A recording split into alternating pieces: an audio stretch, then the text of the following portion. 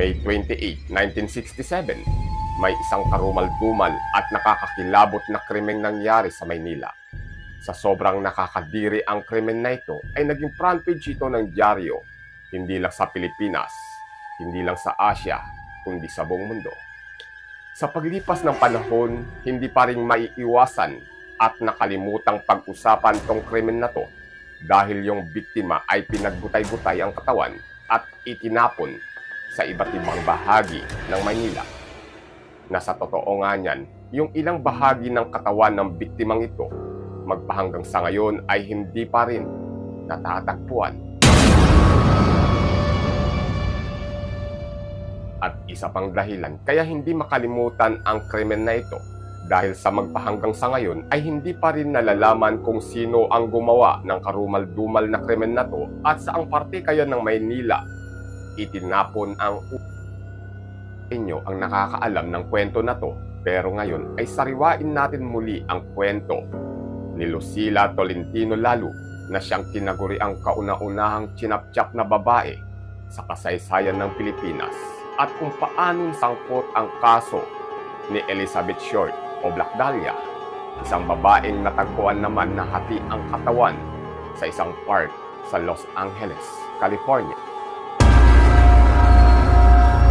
Dalawang nakakakilabot at karumal-dumal na krimen na nangyari sa dalawang magkalayong bansa na 20 taon ang pagitan.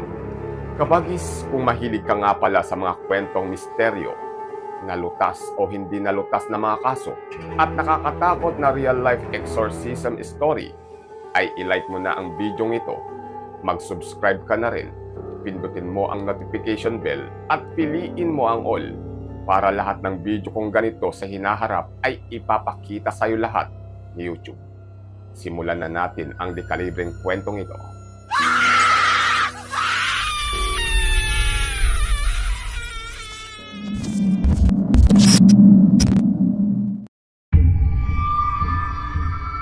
Noong May 28, 1967, katanghaliang tapat, 11:45 ng tanghali, si Pablo Besar, gaya ng araw-araw niyang ginagawa, ay nangongolekta sila ng mga basura sa Maynila nung nasa isang kanto na siya ng Malabon Street, Rizal Avenue sa Santa Cruz, Manila. Gaya ng dati, pinagdadampot niya lang yung mga basura dito pero may isang basura dito ang kumuha ng kanyang atensyon. Isa itong basurang nakabalot sa dyaryo. Nung dinampot niya ito ay sobrang lamig nito kaya ipinatong niya to sa likod ng truck na panghakot nila ng basura. Nung pinunit niya yung dyaryo na nakabalot sa basura na to ay alam niya na kaagad kung ano ang nasa loob. Sa katanghalian at kainitan ng mga oras na yon ay nanlamig ang buo niyang katawan dahil nakakita siya dito ng mga daliri ng paa ng tao. Nagmadali siyang tumakbo at naghanap ng pulis na rumoronda sa lugar at sakto namang nakakita siya dito ng mga pulis at nagpapatrolya. Itinuro ni Pablo Besar kung saan niya natagpuan yung bagay na nakabalot dun sa dyaryo at dito ay may iilan-ilan ng mga taong tumitingin. Ang ginawa nitong pulis ay binuklat niya ng buo yung dyaryo at dito ay nakakita sila ng dalawang paa ng tao na hinati-hati sa apat. Yung ibang mga taong nakasaksi dito ay nagtakbuhan. Yung mga bata ay nagsumbong sa kanilang mga magulang tungkol sa nakita nila. At yung iba namang mga magulang ay nagkwento sa mga kapitbahay nila. Kaya naman ilang minuto pa lang, wala pang isang oras, daang-daang mga tao na ang nakatumpok sa kanto ng Malabon Street. Kanya-kanyang kwentuhan, kanya-kanyang opinyon, kanya-kanyang teorya kung kanino kaya mga paayon. Sa babae ba, sa lalaki, sa bata o matanda, pero maging ang mga pulis ay walang ideya. Nagsikalat ngayon yung mga pulis, maging yung mga tao sa paligid kung saan natagpuan yung dalawang paa para hanapin yung ilang bahagi pa nito. Maging yung mga basurahang malapit dun sa Malabon Street, maging sa mga karatid na bayan ay tiningnan nila yung basurahan pero hindi na ulit sila nakakita ng parte ng katawan ng tao. Subalit ng sumunod na araw ay mas malala yung mga sumunod na balita.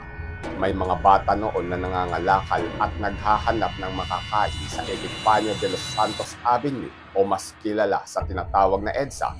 Yung mga bata na to ay nasa isang tambak ng basura malapit sa Guadalupe Bridge at dito ay nakakita sila ng katawan ng tao na nakatali pa yung mga kamay nito sa likuran niya.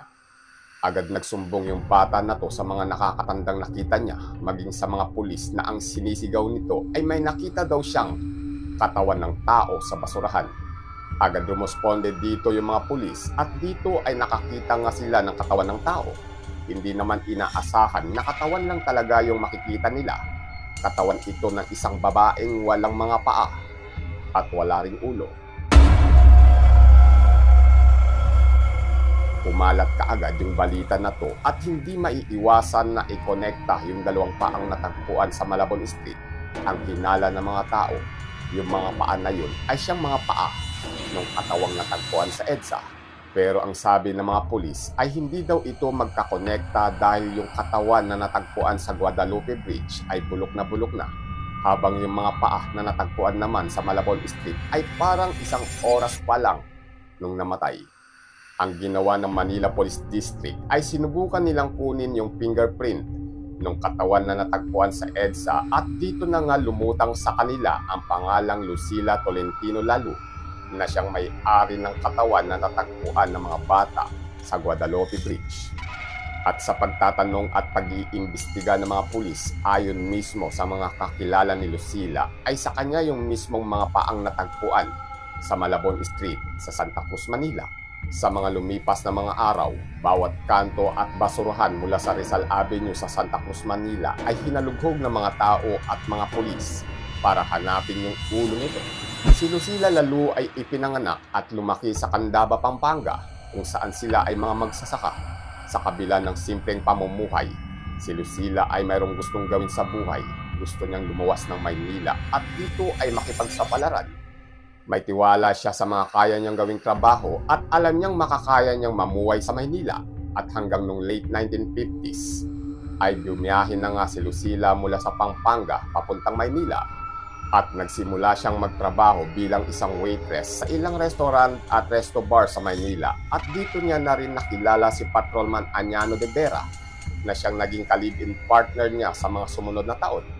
Nagkaroon sila ng isang anak at sa paglipas ng mga panahon ay nakaipon ng sapat na pera si Lucila para magpatayo ng sarili niyang mga negosyo.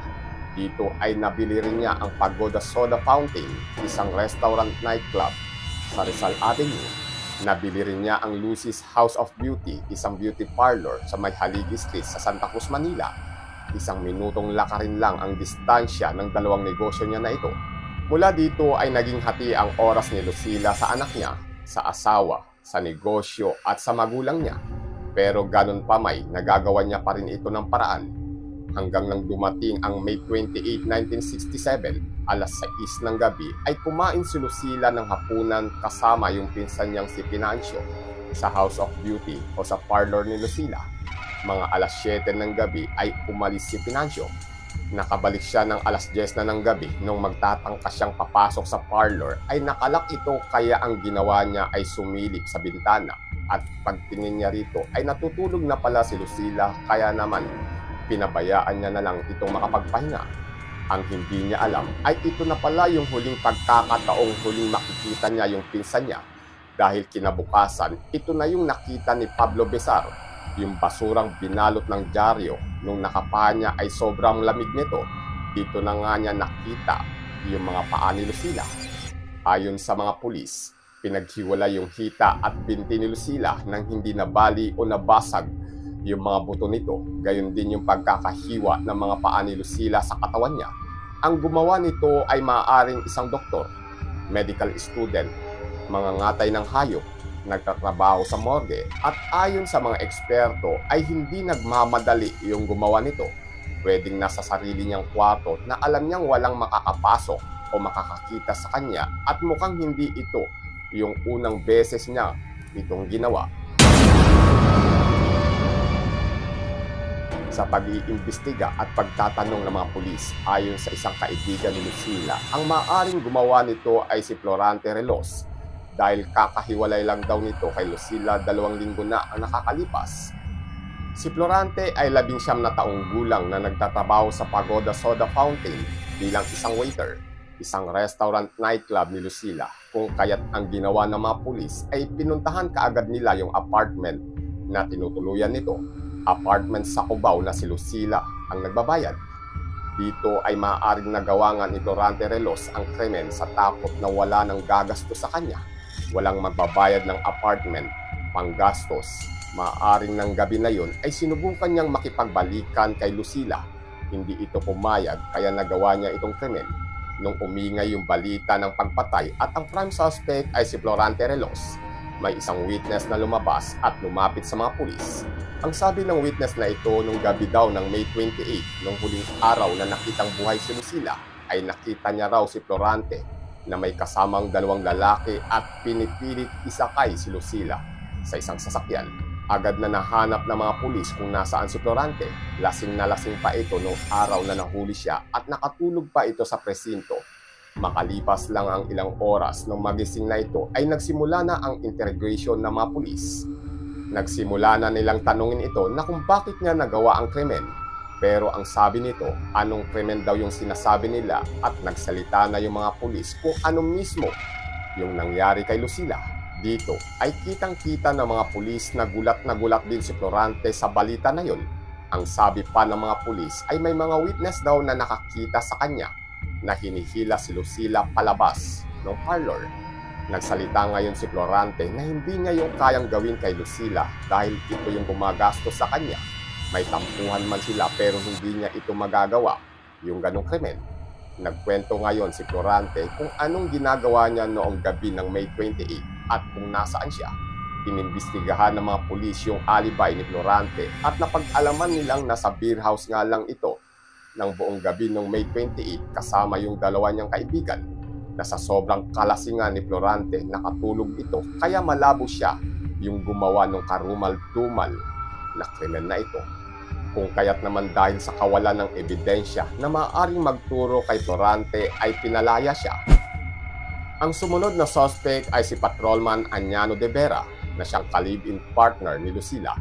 At dito na nga nila nalaman na si Patrolman Añano de Vera ay kasal pala at may asawa at may mga anak habang ka-live-in partner niya si Lucila. May isang anak sila ni Lucila nang mangyari ang krimen na ito. Dito ay pwedeng makabuo ng teorya yung mga pulis. Maaaring nag-away si de Vera at si Lucila. At nagsalita si Lucila na ikakalat niya yung relasyon nila para malaman ng asawa niya.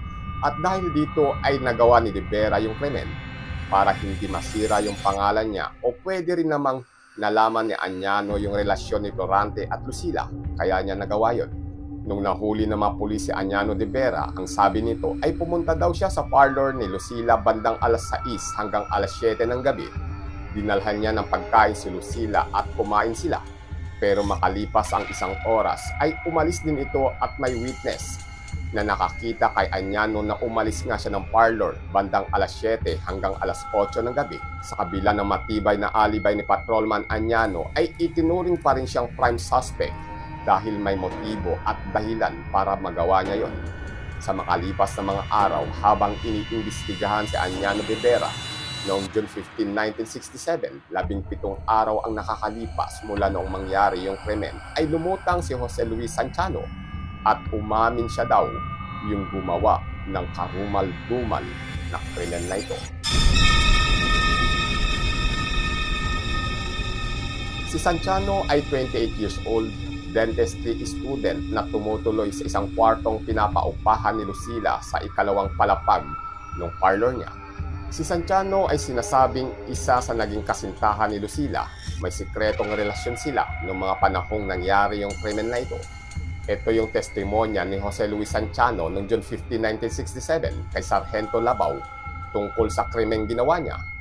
Noong gabi ng May 28 mga oras kung kailan hinihinalang pinatay si Lucila, umuwi noon si Sanchano sa kwartong tinutuluyan niya sa taas ng parlor ni Lucila mga alas 11 yun ng gabi. Nang matutulog na sana siya ay pumasok si Lucila sa kwarto niya at inaakit siya nitong makipagtalik sa kanya. Tumanggi noon si Sanchano dahil baka mahuli sila ni de Vera. May paril pa naman ito, baka mapatay siya. Makalipas ang ilang minuto ay nagsisimula na silang magtalo. Ang sabi ni Lucila kapag hindi daw siya pumayag ay sisigaw siya at gagawa siya ng iskandalo at malalaman ni de Vera ang sekreto nilang relasyon. Ilang minuto pa silang nagtalo at nang aakma ng sisigaw si Lucila ay nandilim di umano ang paningin ni Santiano. Yung kanang kamay ay itinakip niya sa bibig at ilong ni Lucila at yung kaliwa niya namang kamay ay sa leeg nito bilang pansakal. Hindi alam ni Santiano kung ilang segundo o ilang minuto na ang lumilipas. Basta't nakita niya na lang na si Lucila ay hindi na gumagalaw. Sinubukan niya itong gisingin. Dito niya na lang nalaman na hindi na pala ito humihinga.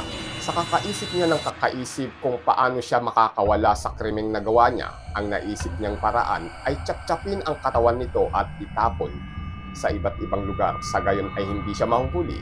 Bilang dentistry student ay may kaalaman siya sa katawan ng tao, kaya't nagawa niya itong paghiwa-hiwalayin.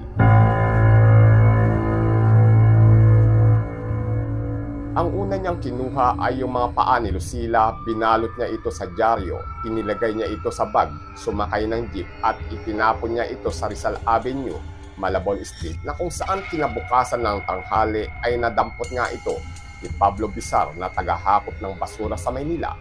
Pagkatapos niya itong gawin ay bumalik siya sa parlor, hinila niya yung natitirang katawan ni Lucila na itinago niya sa ilalim ng kama niya. Dito na niya inhiwalay yung ulo nito sa katawan. Pagkatapos ay itinali niya ang kamay nito sa likuran. Inilagay niya sa bag at biniyahe siya. Sumakay siya ng taxi, ng bus at itinapon niya ito sa EDSA. At yung ulo naman ni Lucila na ibinalot niya sa dyaryo ay itinapon niya daw sa Diliman, Quezon City. Pero makalipas ang ilang araw na paghahanap ng mga pulis kung saan niya ito itinapon ay hindi na nila ito makita. Sa tingin ng mga pulis, ang ulo nito ay inanod na sa ilog. Dito ay sinampahan na nga nila ng kasong murder si Santiano sa pag-amin sa pagpatay kay Lucila. Kaso nga lang, maraming mga butas ang nakita sa testimonyang ginawa ni Santiano. Isa na dito yung kung bakit sobrang lamig ang mga paa ni Lucila nung nakita sa Rizal Avenue. Ang pagkakapaliwanag ni Pablo Bizar ay parang kakalabas lang daw ito sa freezer. Ang isa pa dito nung sinama ng mga pulis si Santiano noon sa Diliman, Quezon City para ituro kung saan niya itinapon yung ulo ni Lucila. Pagdating nila dito ay hindi na nila makita. Wala ring bakas na mga dugo kung saan ito ay itinapon o kaya naman kung saan ito napunta. Sa patuloy na pagtatanong ng mga tao at ng ibang mga pulis sa kanya ay umamin si Jose Luis Santiano na hindi daw talaga siya ang pumatay kay Lucila. Ang sabi niya ay pinilit lang daw siya ng mga pulis na akuin ito. Pagkatapos niyang bawiin yung mga sinabi niya, saka lang nag-imbestiga yung mga pulis sa kwarto ni Santiano at sabi ng mga pulis, di umano, ay nakakita daw sila dito ng kutsilyo, ng blade, ng martilyo at mga bakas ng dugo sa ilalim ng kama nito, mga bagay na itinanggi ni Santiano. May testigo din na lumabas, si Doktora Nora Ibio. Ang sabi ni Doktora Ibio ay siya daw ang saksi kung paano pinilit ng mga pulis si Santiano na akuin yung krimen na hindi niya naman ginawa. Sa kabila nito ay kinasuhan pa rin siya ng pagpatay o murder si Santiano. At lumipas ang mga taon sa paggulong ng kaso. Nung dumating yung kaso sa mataas na hukuman o Court of Appeals, ay nahatulan si Jose Luis Santiano na not guilty dahil di umano ito sa pagpapabaya ng mga pulis na kung bakit lang sila nagsimulang nag-imbestiga at puntahan yung kwarto ni Santiano pagkatapos niyang bawiin yung testimonya niya at nagsimulang magturo ng mga pulis. Pinaniniwalaan ng mga hukom na itinanim lang ng mga pulis yung mga ebidensya na yon, kaya naman mula dito ay nakalaya si Santiano. Pero sino nga kaya ang makakagawa ng ganitong uri ng krimen sa Maynila noong taong 1967? Lumipas ang ilang mga taon matapos yung krimen, mga panahong nakalaya na si Santiano ay may isang pangalang lumabas na Steve Hodel. Ang sabi ni Steve ay kilala daw niya ang maaaring gumawa ng ganitong uri ng krimen. Ang pangalang binabanggit niya ay si George Hill Hodel. George Hill Hodel na siyang tatay ni Steve Hodel mismo. Itinuro niya yung sarili niyang tatay sa krimen na ito, kagaya ng pagturo niya sa pagpatay kay Elizabeth Short o mas kilala sa Black Dahlia na nangyari sa Los Angeles, California. Si George Hodel ang isa sa mga prime suspect sa pagpatay kay Elizabeth Short, pero dahil sa kawalang sapat na ebidensya ay hindi naman siya nakasuhan. Nangyari ang pagpatay kay Elizabeth Short noong 1947, 20 taon ang pagitan nung namatay si Lucila. Mga taong 1950 nang lumipat ng tirahan si George sa Hawaii kung saan siya nakakilala ng isang babaeng Pilipina. Dito siya kinasal, nagkaroon sila ng 4 na mga anak pero naghiwalay din makalipas lang ang ilang taon at mula ng mga panahon na ito, 1950s hanggang 1990s, ay nagpapalit-palit na ng tirahan si George. Minsan sa Hawaii, sa Amerika o sa Pilipinas, at dito na nga sa tingin ni Steve, nagawa ni George ang krimen. Si George Hodel ay may kaya at isang doktor, at dito ay maaaring makakuha tayo ng sagot kung bakit malamig yung mga paa ni Lucila noong mga panahong ito. Pwedeng gumamit si George ng sasakyan o nilagay niya nga ito talaga sa freezer kaya ito malamig. Masasagot din yung mga tanong na kung bakit napakalinis ng pagkakahiwa sa iba't ibang bahagi ng katawan ni Lucila. Ang kaso nga lang, walang sapat na ebidensya na kung nag-cross nga talaga ang landas ni George Hodel at ni Lucila Lalu. Ang isa sa mga bagay kaya sikat na sikat ang kwento na to, bukod sa ito, ang pinakaunang chop-chop crime sa Pilipinas.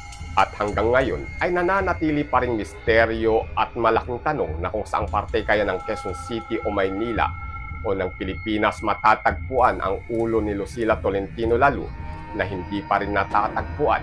Mag-aanim na pong taon na ang lumilipas. At isa pa lang ito sa pinakamalalang krimen sa Pilipinas na napanood nyo sa channel na ito. Muli, kabagis, make sure na napindot mo na ang like, subscribe or follow button. Kita-kits po sa susunod na videos. Adios.